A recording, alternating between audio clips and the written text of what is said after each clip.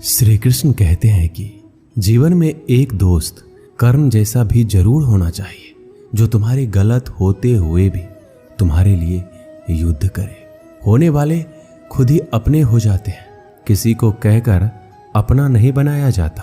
रिश्ते हमेशा एक दूसरे का ख्याल रखने के लिए बनाए जाते हैं, एक दूसरे का इस्तेमाल करने के लिए नहीं। चूम लेता हूँ हर मुश्किलों को मैं अपना मानकर, जिंदगी कैसी भी आखिर है तो मेरी।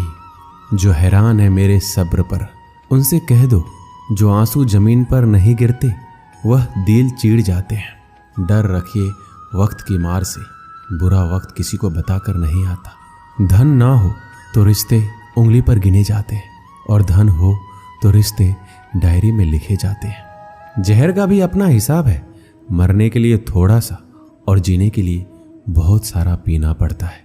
डूबी है मेरी उंगलियां खुद अपने लहू में, कांच के टुकड़ों को उठाने की सजा है। ताकत की जरूरत तभी पड़ती है जब किसी का बुरा करना हो, वरना दुनिया में सब कुछ पाने के लिए प्रेम ही काफी है। श्री कृष्ण कहते हैं ओस की बूंद यदि केले के पत्ते पर गिरे तो वो कपूर बन जाती है, शीत में गिरे तो मोती, यदि विषधर के मुख में गिरे तो विष। बूंद एक है परंतु उसके प्रारब्ध भिन्न है, क्योंकि उसे आकर्षित करने वालों का व्यवहार भिन्न है। इसलिए यह आप पर निर्भर करता है, आपके भविष्य में विष चाहिए या अमृत। स्मरण रखें, हम वही बन जाते हैं जैसा हम सोचते हैं, जैसा विश्वास रखते हैं। यह आपका विश्वास ही है जो ये निर्धारित करेगा कि आपको विष मिलेगा या अमृत। इसलिए अपनी सोच को सुदृढ़ रखिए, सकारात्मक रखिए, और फल भी सकारात्मक ही आएगा। श्री कृष्ण कहते हैं अनुभव की भट्टी में जो तपते हैं वह दुनिया के बाजार में वही सिक्के चलते हैं। लोगों की निंदा किए बिना दुष्ट व्यक्ति को आनंद नहीं आता। जैसे कौवा सभी रसों का भोग करता है, परंतु गंदगी के बिना उसकी तृप्ति नहीं होती। जिंदगी एक बार मिलती है, ये बिल्कुल गलत है। सिर्फ मौत एक बार मिलती है, जिंदगी तो हर रोज मिलती है। जब सोच में मोच आती है तब हर रिश्ते में खरोच आ जाती है।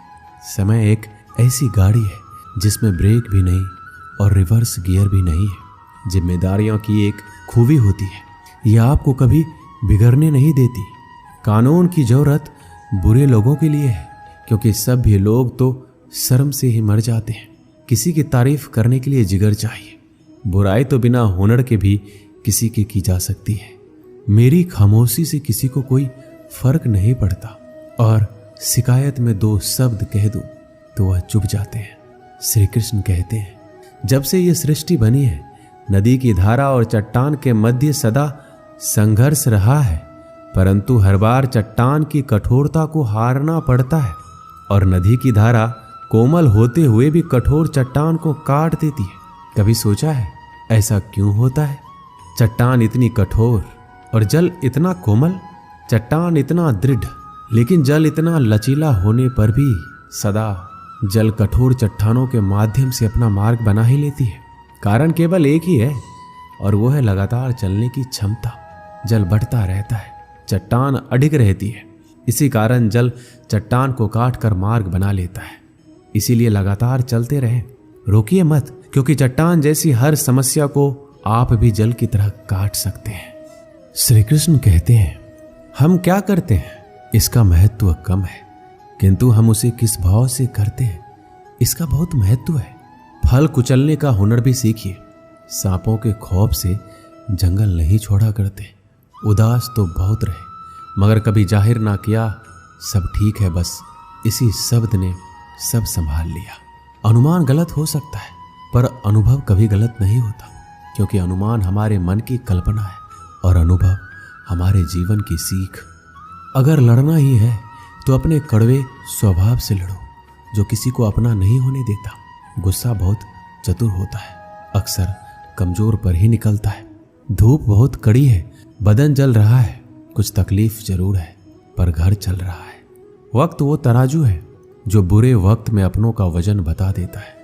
जिसमें नुकसान सहने की ताकत हो वही मुनाफा कमा सकता है, फिर चाहे वह कारोबार हो या रिश्ते। श्री कृष्ण कहते हैं जिम्मेदारियां भी खूब परीक्षा लेती है, जो निभाता है उसी को परेशान करती है। कहीं ना कहीं कर्मों का डर है, नहीं तो गंगा पर इतनी भीड़ नहीं होती। जो कर्म को समझता है उसे धर्म को समझने की जरूरत ही नहीं। पाप शरीर नहीं करता, विचार करते हैं, और गंगा विचारों को नहीं, सिर्फ शरीर को धोती है। शब्द का महत्व तो बोलने के भाव से पता चल जाता है, वरना वेलकम तो दरवाजे के गेट पर भी लिखा होता है। मन की लिखूं तो शब्द रूठ जाते हैं, और सच लिखूं तो अपने रूठ जाते हैं। जिन पैसों में अपनी मेहनत की महक ना हो, वह पैसा सुख के साधन तो दे सकता है, लेकिन मन को शांति नहीं। बचपन कितना खूबसूरत था, तब खिलौने जिंदगी में थे, और आज जिंदगी खिलौना है। श्री कृष्ण कहते हैं, आपने किसी फल को पेड़ से अलग होते हुए देखा है? बड़ा दुख होता है जब आप अपने उद्यम से अलग होते हैं, परंतु ये दूरी भी आवश्यक है। आप फल को ही ले लीजिए। अपने जीवनदाता वृक्ष से अलग होकर ये न केवल किसी की भूख शांत करेगा, अपितु इसके भीतर के बीज से एक नए वृक्ष का सृजन भी होगा और कई फल उगेंगे। सृजन की प्रतिक्रिया में पीड़ा आवश्यक है। यदि पीड़ा नहीं होगी तो सृजन नहीं होगा। पीड़ा अपने उद्यम से दूर होने में, इस फल की भांति हम मनुष्य को भी अपने उद्यम से, अपने सगे संबंधियों से अलग होना पड़ता है। और यही अलगाव एक नए सृजन को, एक नई सृष्टि को, एक नए विकास को जन्म देता है। इसलिए ऐसे अलगाव से दुखी मत होइए, उसका स्वागत कीजिए, क्योंकि ये विकास की नींव है।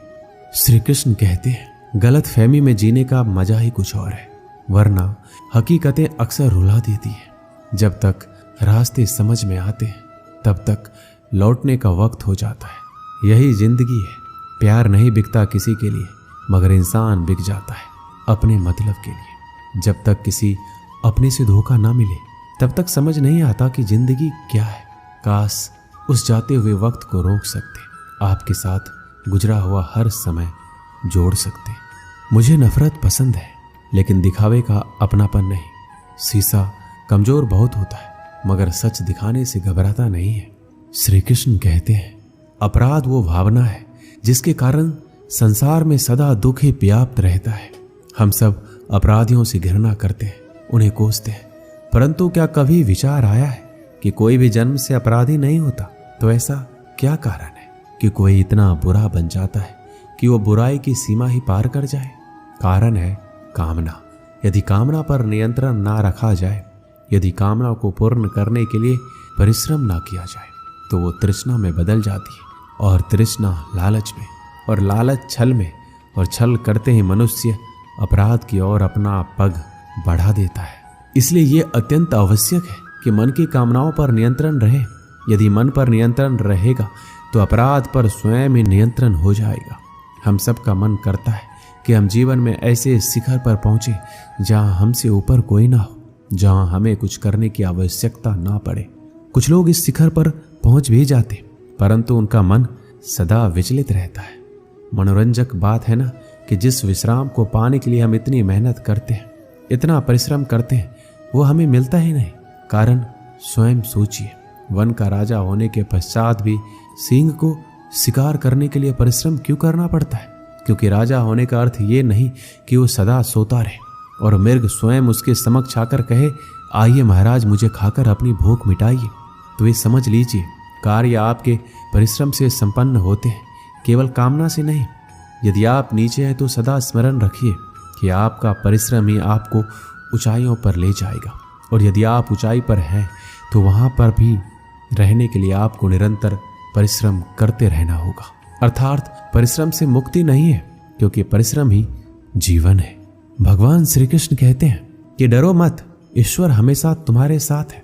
जब कभी हमारे मन में डर पैदा होता है तो हम भयभीत हो जाते हैं और कई सवाल मन में उथल पुथल मचाने लगते हैं कि अब क्या होगा, कैसे होगा, क्या हम हार जाएंगे या फिर कहीं ये अंत तो नहीं। हमें अपने आसपास वो सभी चीजें दिखाई देने लगती है जो वास्तव में होती ही नहीं है। हमारे मन की कल्पना ही हमारे मन के डर को जन्म देती है, और ये डर हमारे वर्तमान और भविष्य को नष्ट कर देता है। अक्सर हमने देखा होगा कि संसार में सभी लोगों को किसी न किसी वस्तु का या फिर किसी न किसी व्यक्ति का डर हमेशा ही सताता रहता है, और जो सबसे बड़ा डर मनुष्य के मन में घर कर लेता है वो होता है मृत्यु का डर, जो हर एक व्यक्ति को आजीवन परेशान किए रखता है। आपने देखा ही होगा कि माता पिता अपने मृत्यु से पहले अपने बच्चों के लिए वो सब कुछ करना चाहते हैं जिससे उनके बच्चों को अपने भविष्य में किसी तरह की परेशानी ना हो और जो उनके जीवन को सरल बना सके। लेकिन क्या ये सही मार्ग है? क्या इससे उनकी संतान अपने भविष्य के प्रति इस डर के भाव को खत्म कर सकती है? भगवान श्री कृष्ण सदैव कहते हैं कि हम अपने जीवन काल में बहुत से कर्म करते हैं, लेकिन जो कर्म हम पहले से करते आ रहे हैं अगर उससे कुछ अलग करना चाहते हैं तो हमें हमारी हार का या फिर हमें असफल होने का डर सताता है और हम बिना परिणाम जाने ही अपने मन में ये सोच लेते हैं कि कुछ ना कुछ जरूर बुरा हो जाएगा और यही भाव हमें डर की स्थिति में पहुंचा देता है। और श्री कृष्ण के अनुसार यही डर हमें अज्ञानता की ओर ले जाता है। वास्तव में अज्ञानता का पहला चरण है भय, भय जो श्रेष्ठ से श्रेष्ठ मनुष्य के विवेक को हर लेता है। जरा स्वयं ही अनुमान लगाइए कि कोई आपको तैराकी के लिए कह दे, लेकिन आज से पहले आपने कभी भी तैराकी नहीं की है, तो आप अपनी तैराकी सीखने से पहले ही अपने मन में यदि ये डर बैठा लेते हैं कि कहीं आप डूब ना जाए या फिर आपके साथ कोई अनहोनी ना हो जाए, तो आजीवन आप तैराकी सीख नहीं पाएंगे, अज्ञान रह जाएंगे। फिर चाहे आपके पास ब्रह्मांड का सबसे उत्तम गुरु ही क्यों ना हो। श्री कृष्ण कहते हैं इस डर को पीछे छोड़कर सफलता के मार्ग पर बढ़ना जरूरी है। यदि हम अपने डर से पीछा छुड़ाना चाहते हैं तो हमें अपनी आरामदायक स्थिति को त्यागना होगा। जब तक हमारा मन स्वयं को कष्ट देने से डरता है तब तक हमें कुछ भी नया करने से पहले या हार जाने का या फिर कोई अनहोनी हो जाने का भय सताता है। इसलिए यदि हम डर को जीतना चाहते हैं तो हमें डर का सामना खुद ही करना होगा और अपने हृदय को कठोर बनाना होगा। तब जाकर हम इस डर की परिस्थिति से बाहर आ जाएंगे। श्री कृष्ण कहते हैं अगर हमें अपने डर पर विजय प्राप्त करनी है तो हम परिणाम की चिंता नहीं करते हैं। कर्म करते जाओ, फल की चिंता मत करो। समय आने पर फल आपको अपने आप ही मिल जाएगा।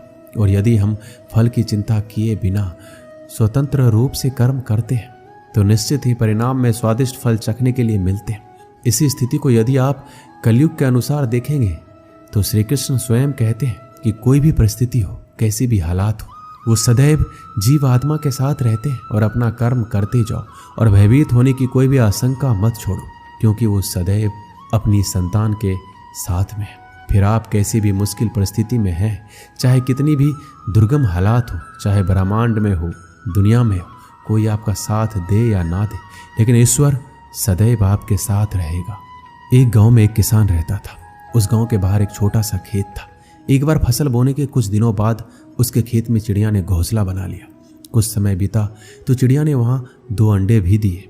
उन 2 अंडों में से 2 छोटे छोटे बच्चे निकल आए। वो बड़े मजे से उस खेत में अपना जीवन गुजारने लगे। कुछ महीनों के बाद फसल कटाई का समय आ गया।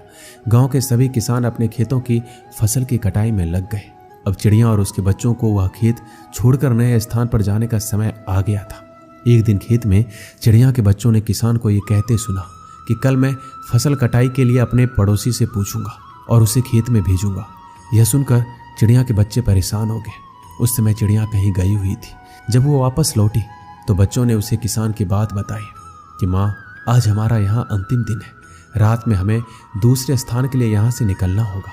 चिड़िया ने उत्तर दिया, इतनी जल्दी नहीं बच्चों, मुझे नहीं लगता कि कल खेत में फसल की कटाई होगी। चिड़िया की कही बात सही साबित हुई। दूसरे दिन किसान का पड़ोसी खेत में नहीं आया और फसल की कटाई नहीं हो सकी। शाम को किसान खेत में आया और खेत को जैसे का तैसा देख बुदबुदाने लगा कि ये पड़ोसी तो नहीं आया। ऐसा करता हूँ कल अपने किसी रिश्तेदार को भेज देता हूँ। चिड़िया के बच्चों ने फिर किसान की बात सुनी और परेशान हो गए। जब चिड़िया को उन्होंने ये बात बताई तो वह बोली, तुम लोग चिंता मत करो, आज रात हमें जाने की जरूरत नहीं है। मुझे नहीं लगता कि किसान का रिश्तेदार आएगा। ठीक ऐसा ही हुआ और किसान का रिश्तेदार अगले दिन खेत नहीं पहुंचा। चिड़िया के बच्चे हैरान थे कि उनकी माँ की हर बात सही हो रही है। अगली शाम किसान जब खेत आया तो खेत की वही स्थिति देखकर बुदबुदाने लगा कि ये लोग तो कहने के बाद भी कटाई के लिए आते नहीं। कल मैं खुद आकर फसल की कटाई शुरू करूंगा। चिड़िया के बच्चों ने किसान की बात सुनी, फिर अपनी माँ को ये बात बताई। तब चिड़िया बोली कि बच्चों, अब समय आ गया है ये खेत छोड़ने का। हम आज रात ही ये खेत छोड़कर दूसरी जगह चले जाएंगे। दोनों बच्चे हैरान थे कि इस बार ऐसा क्या है जो माँ खेत छोड़ने को तैयार है। उन्होंने पूछा तो चिड़िया बोली, बच्चों, पिछली 2 बार किसान कटाई के लिए दूसरों पर निर्भर था, दूसरों को कहकर अपने काम से पल्ला झाड़ लिया था, लेकिन इस बार ऐसा नहीं है। इस बार उसने ये जिम्मेदारी अपने कंधों पर ली है, इसलिए वह अवश्य आएगा। उसी रात चिड़िया और उसके बच्चे उस खेत से उड़ गए और कहीं और चले गए। इस कहानी से हमें यही सीख मिलती है कि दूसरों की सहायता लेने में कोई बुराई नहीं है, किंतु यदि आप समय पर काम शुरू करना चाहते हैं और चाहते हैं कि वह समय पर पूरा हो जाए, तो उस काम की जिम्मेदारी स्वयं लेनी होगी। दूसरे भी मदद उसी की करते हैं जो अपनी मदद खुद करता हो। दोस्तों, इस वीडियो में बस इतना ही। मिलते हैं अगली वीडियो में। अपना ख्याल रखिएगा। जय श्री कृष्ण।